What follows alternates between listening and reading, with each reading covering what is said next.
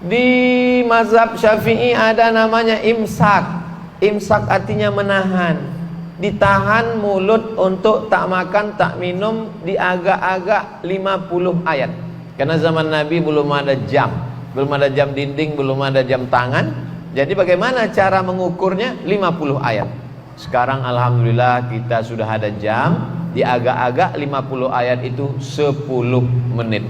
Jadi kalau subuhnya jam 5.57, maka jam 5.47, 10 menit sebelum azan subuh sudah berhenti makan minum. Itulah yang disebut dengan imsak. Di beberapa masjid ada jamnya, subuh, zuhur, asar, maghrib, isya, imsak. Atau pula di tempat kita, Radio Republik Indonesia, atau di tempat lain pakai sirine supaya orang tahu, oh aba-aba. Tapi imsak bukan lampu merah.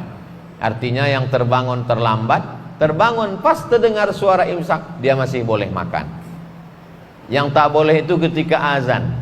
Kalau azan sudah berkumandang, ada air atau makanan di mulut, maka muntahkanlah, keluarkan. Karena kalau sampai ditelan, batal puasanya sesuai dengan dalil. Wakulu, makanlah, washrabu, minumlah, hatta yatabayyana lakumul khaytul abyadu minal khaytil aswadi minal fajar, sampai terbit fajar sodik. Fajar sodik itu maksudnya azan subuh. Kalau udah azan subuh tertelan, berarti batal puasa. Lalu kemudian salat subuh datang ke masjid. Lau ya'lamuna ma fil atamati was subhi, kalaulah mereka tahu pahala puasa salat isya dengan salat subuh, la atauhu mahabwan, mereka akan datang walaupun merangkak. Merangkak mereka akan datang ke masjid. Jadi sebetulnya bulan puasa bukan bulan menumpuk amal. Bulan puasa adalah bulan membiasakan diri ke masjid. Subuh ke masjid, zuhur ke masjid, asar ke masjid, isya ke masjid, maghrib ke masjid, tarawih ke masjid, witir ke masjid, puncaknya iktikaf 10 malam ke masjid, supaya kaki terbiasa ke masjid. Kata pepatah Melayu, alah bisa karena biasa. Jadi mudah-mudahan setelah kita biasakan kaki ini ke masjid, nanti ketika kita keluar dari Ramadan di Syawal, ketika mendengar suara azan berkumandang, tak sabar kaki mau ke masjid. Apa tanda puasa Ramadan kita diterima? Bukan tarawihnya 30 malam. Apa tanda kita dapat Lailatul Qadar? Bukan berarti i'tikafnya 20 malam. Tandanya adalah setelah Ramadan semakin rajin sholat berjamaah. Setelah Ramadan tak sabar ingin ke masjid. Itulah yang dimaksud dengan ibadah Ramadan yang diterima Allah Subhanahu wa ta'ala. Kita masuk sekarang pembahasan sholat subuh. Saya urutkan dari mulai tarawih, witir, tidur, sholat sunat wudhu, sholat sunat taubat, sholat sunat sholat sunat hajat, lalu kemudian sekarang sholat subuh habis makan sahur. Man sholat subha fi jama'atin, siapa yang sholat subuh berjamaah, summa qa'ada yadhkurullah, habis sholat subuh jangan keluar masjid. Maka kalau bisa buatkan setiap subuh itu ada pengajian. Apalagi di lingkungan kita banyak ustadz, dijadwalkan habis sholat subuh pengajian sampai terbit matahari. Sekarang terbit matahari di Pekanbaru jam 6:05 tambah 15 menit. Karena 6:05 itu waktu tanduk setan namanya. Ketika matahari terbit, datang setan menghampiri. Itulah yang dipakai orang kafir musyrik untuk menyembah Lata, Uzza, Manat, Hubal, Jibti, Taghut, Naham. Jadi jam 6:05 biarkan, jam 6:05 tambah 15 menit, jam 6:20 barulah laksanakan sholat sunat isyraq. Jadi kalau dihitung berapa menit lah itu duduk di masjid berzikir baca Quran, zikir baca Quran, zikir baca Quran, lebih kurang 1 jam.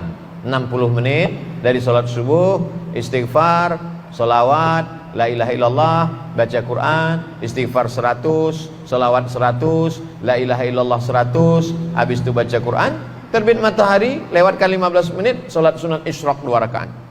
Usollinya, usolli sunnatal isyraq raka'ataini lillahi ta'ala. Saya tak perlu usolli pun hati saya sudah kuat Pak Ustaz. Tak usah baca usolli, niat dalam hati, Allahu Akbar. Ayatnya bebas. Apa pahalanya? Man sholat subha fi jama'atin, siapa yang sholat subuh berjamaah, summa qa'ada yazkurullah, duduk berzikir mengingat Allah, hatta tatlu asyam, sampai terbit matahari, summa yusalli rak'ataini, sholat sunat 2 rakaat, kanat lahu ka ajri hajjatin wa umrah, dapat pahala macam haji dan umrah. Tamah, sempurna, sempurna. Habis ibadah malam. Selesai ibadah malam, baru pindah ke ibadah siang. Ibadah siang ini tidak ada bergerak. Kalau ibadah malam tadi ada tegak, ada ruku, ada sujud, ada tasbih, ada zikir, ada tahmid, ada takbir, ada tahlil. Ibadah siang diam saja. Tidak ada tegak, tak ada ruku, tak ada sujud, tak ada keluar duit, tak ada tetes air mata, tak ada mengalir darah, tak ada. Diam saja, hanya menahan. Tahan mata, jangan tengok macam-macam.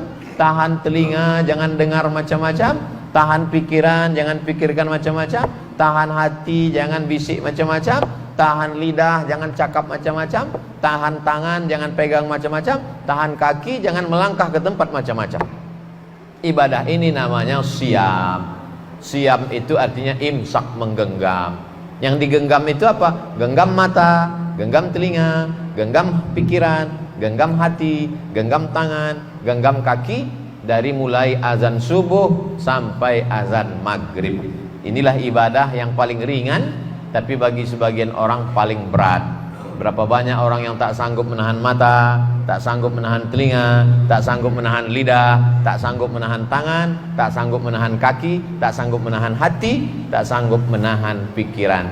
Maka kata Nabi, ibadahnya man shoma, siapa yang sanggup menahan waktu siang itu, imanan, pada siang Ramadan, imanan, karena iman kepada Allah, wahtisaban, hanya membalaskan meminta balasan dari Allah, ghufira lahu ma taqaddama min dzambi, diampunkan Allah dosa-dosanya yang lalu.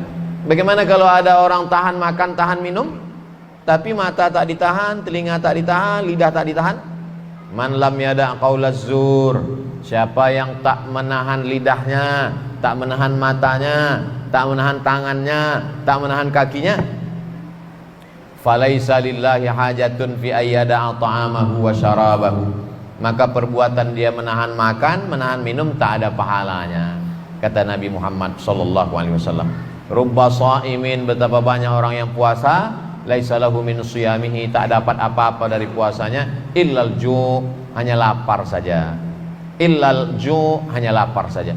Maka siang Ramadan, kalau ada orang mengatakan malam itu berat Pak Ustadz, menahan ngantuk, menahan tidur, sholat tarawih, makan banyak, perut kenyang, mengantuk, justru siang paling berat.